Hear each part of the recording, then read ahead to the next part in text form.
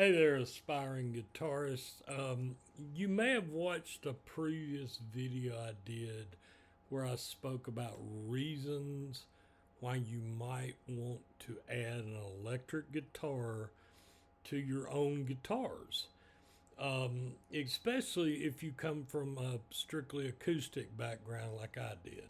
Now, I explained in that video that, I learned on an acoustic, I played in a folk and gospel group with an acoustic, but also when I was a teenager, had an Ibanez Black Beauty Les Paul copy and a big giant Fender Super Twin reverb amp. And I used that when our gospel group actually cut an album to pay for a tour. And this was back in the 70s.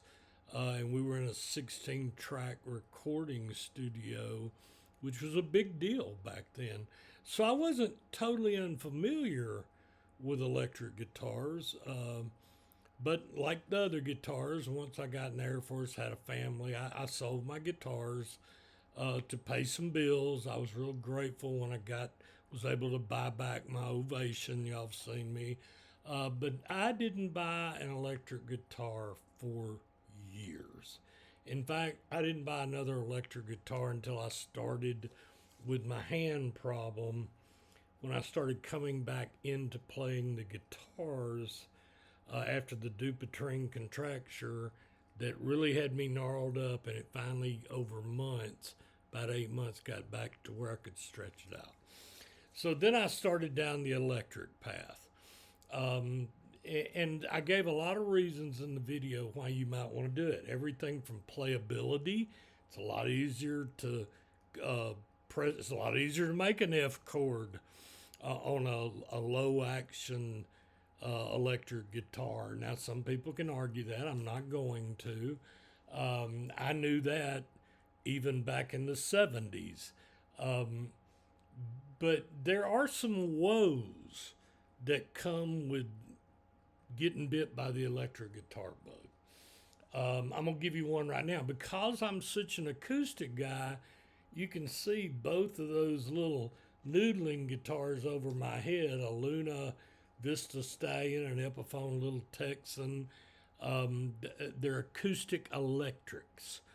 And so I naturally gravitated to that. I use this little LoudBox Mini, which allows me, to me, in my opinion, the LoudBox Mini is probably the best acoustic guitar amp that I'm aware of for the money.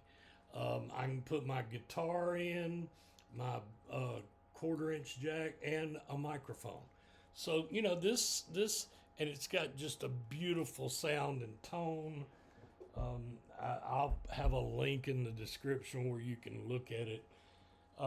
So if I play now, it's mostly I'm playing an acoustic. But I do play with electrics, especially nylon electrics. I really like that. There's that's a special class. I've got a Godin Multi-Act Moondial, also have a Cordoba Stage, and I have an Ibanez FRN nylon electric. Now this one is a great little guitar, but it presented a problem that many people don't know about once they venture into the electric realm. Nylons are known, nylon electrics. They've been trying to perfect this for years. Multi-Act's pretty much got it down. Cordoba's got it down too. Ibanez does a good job, but this one right here was a lot lower cost. It's a great guitar. It plays well. I mean, it fingers well. You can finger style pick, which is I'm a finger style picker. I always have been.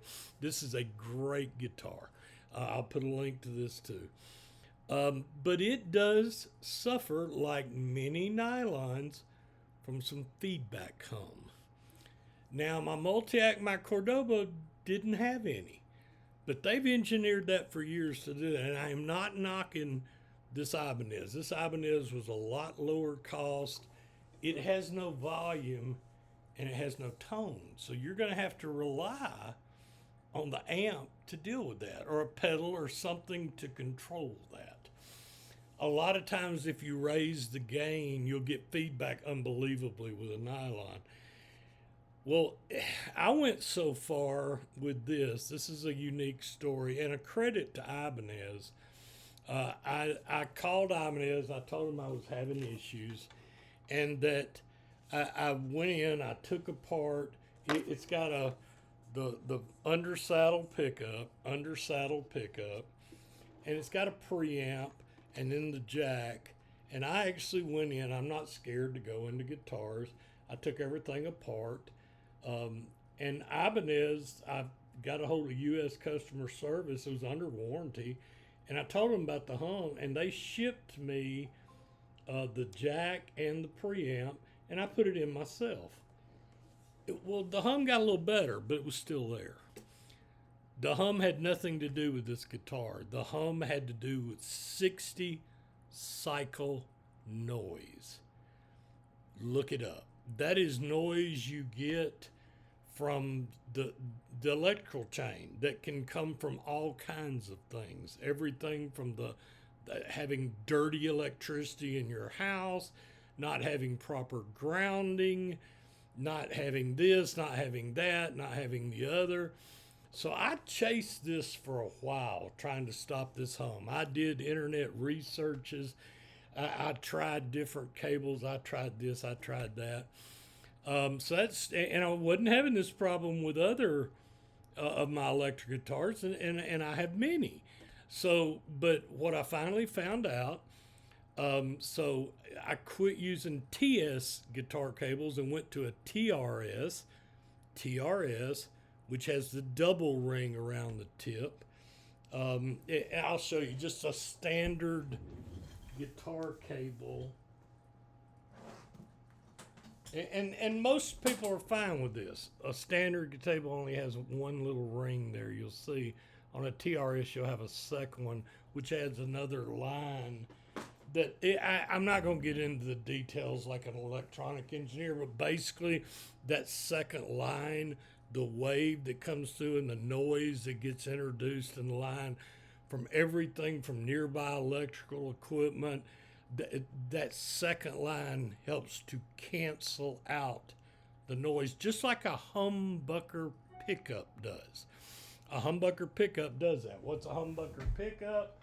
Well, here's a humbucker as opposed to a single coil. This is my Gibson Blueberry Burst Les Paul, and trust me, it took me a while to make the decision to get this, and that'll be part of what I'm talking about, the woes of guitars. But and then I also added a passive hum destroyer device to where I took the jack, and it's just a little square. I should have had it with me, and you have an input and an output, and instead of going from here and into the guitar, the little device, I went into the device, and then I came out of the device and went to the guitar. The hum went away. It was amazing. It was gone. And this is such a great playing nylon guitar. So I was very, very happy for that, because I like the sound of fingerstyle picking through a nylon guitar, especially a nylon electric, and the many other things I can do with the multi-act Mundal, like the percussive pickups it has where I can tap. But the first, I loved a Gibson scale, the 24.75 scale. I knew when I started playing, I bought a Gibson LOO. I had to get back into playing. So the first, I knew I wanted something that mimicked the typical Gibson 24 3/4 scale and the 12-inch radius. So I bought this Epiphone / Les Paul. And I got to tell you, I was playing it, and it's based on a junior model. It doesn't have the 4 like my uh, Gibson Les Paul Standard, which I'll show you in a second. But I love the way it played. It fretted easy. You could slide up and down the neck. It finger picked well. The humbuckers were excellent. And it even had a built-in tuner. I don't know if you can see that right there. And it works very well. I'll turn it on. Let you, well, it's hard to do, but you can see the light. Let me get over here.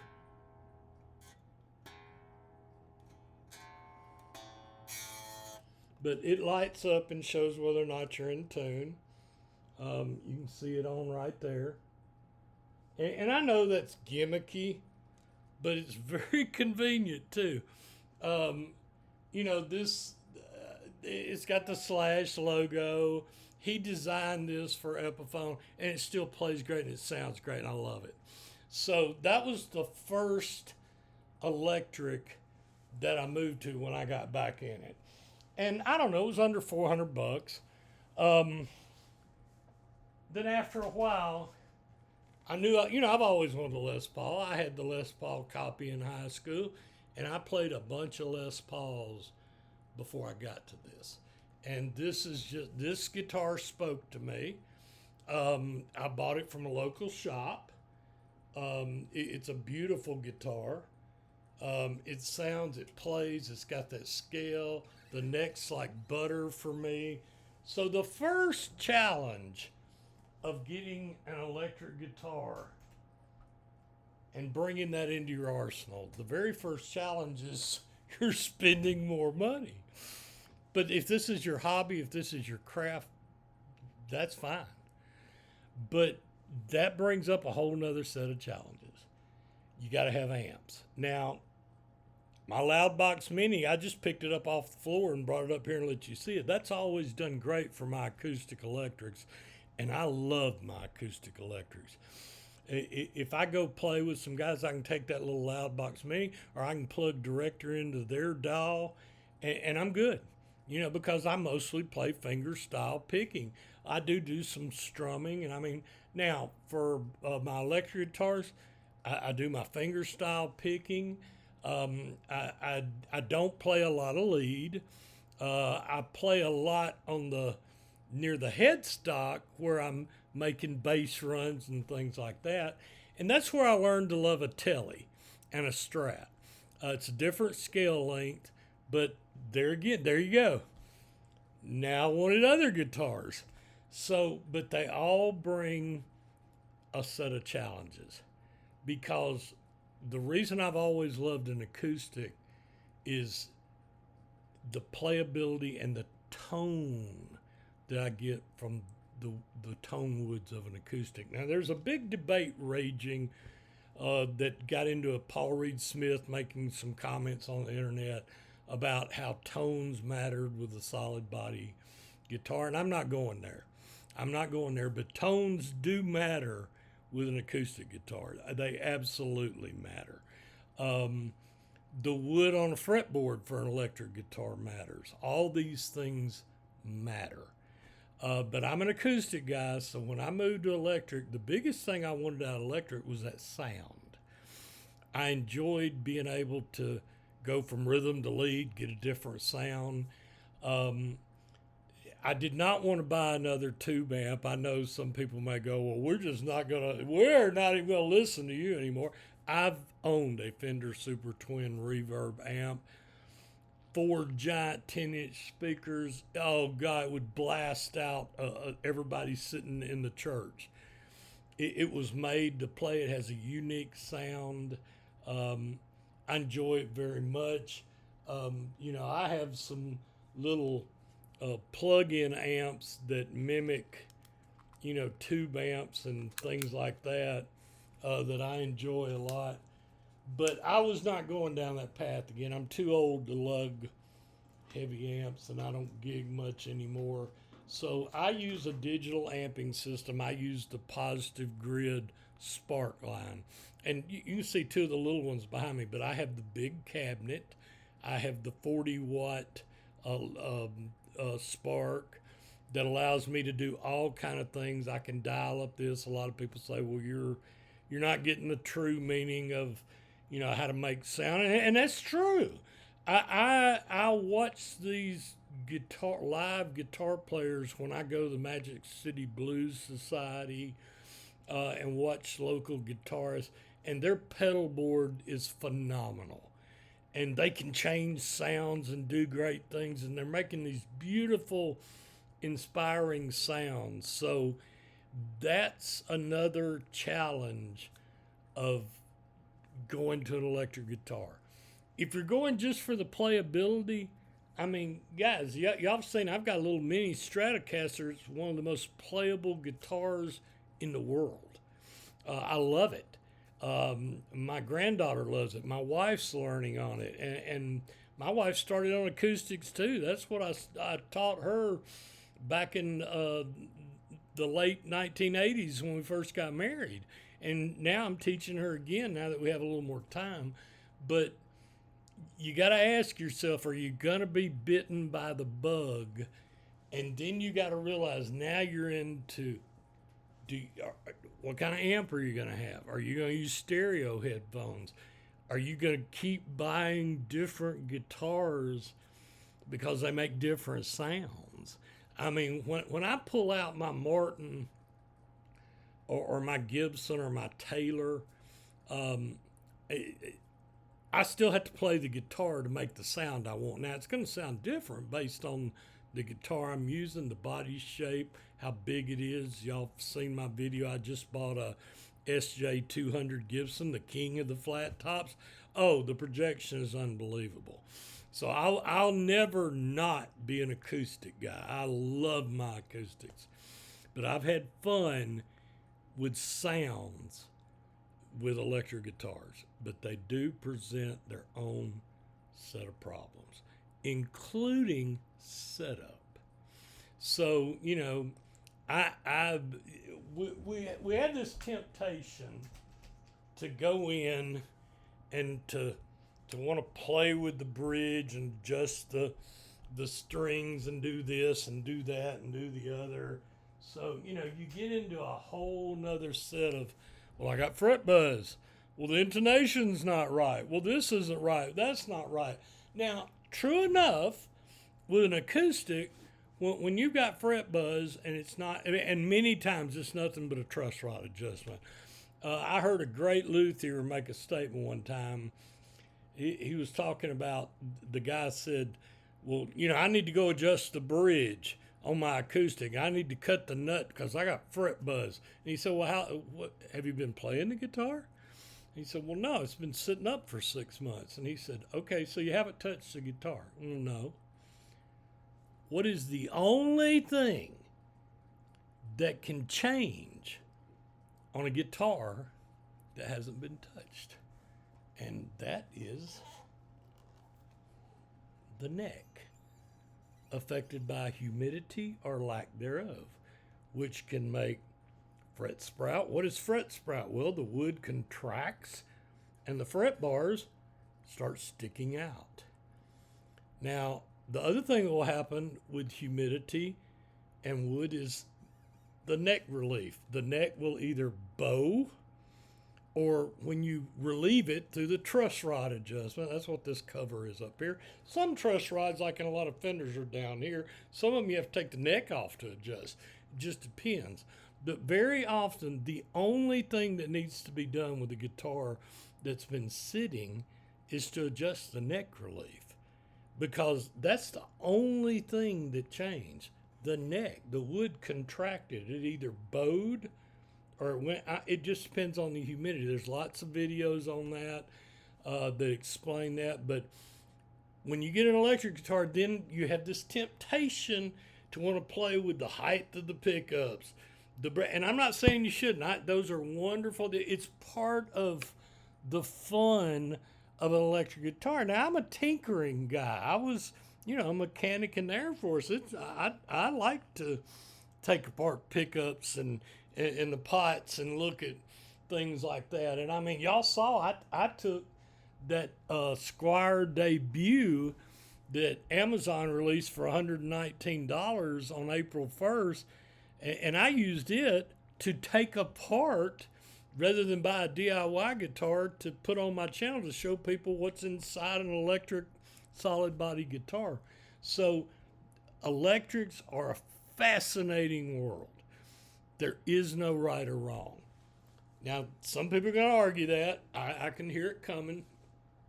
You shouldn't be playing. How does anybody know what you should be playing? Because they just know they're right. Well, let them be right. It's your guitar journey. So going down the electrical highway is a fun, wonderful experience. It creates all kind of creativity. I know people that love pedals. There's nothing they like more than a pedal board, and they got thousands upon thousands of dollars in pedals. So these are the concerns and challenges. As much fun as electric guitar can be, and playing with others, I mean, you can just do power chords, fifth chords, and move up and down the neck and play tons of songs and be taught that relatively simple. But you're talking about an electric guitar. It has soldered joints. It has shielding. It has wiring. All that is part of the electrical chain. And, just like I learned in the Air Force about ohm resistance and things like that, there's a reason that electrical engineering takes as long as it does. That you're talking about a very sophisticated electrical chain in getting a guitar to produce the unique sounds it makes through the pickups, which are magnets, and you're introducing an electrical circuit. So it's a wonderful hobby to go down the electric guitar highway, but it has its challenges. And my acoustic, I can just pick my acoustic up and play. I can buy an acoustic electric, I can pick my acoustic up and play, and if I need to plug in, I can. So you have to make those decisions. What do you want to do? But I'm not discouraging you from going down the electric highway. It's a lot of fun. But these are things you have to consider. So remember, it's your guitar journey. Where you take it's up to you. Whether you want to learn 3 chords, just play some songs, or whether you want to learn all different kinds of things and even build your own guitar. It's your guitar journey. It's a wonderful craft. It's a blessing from God for creativity. And I hope your journey is blessed. And most of all, happy picking.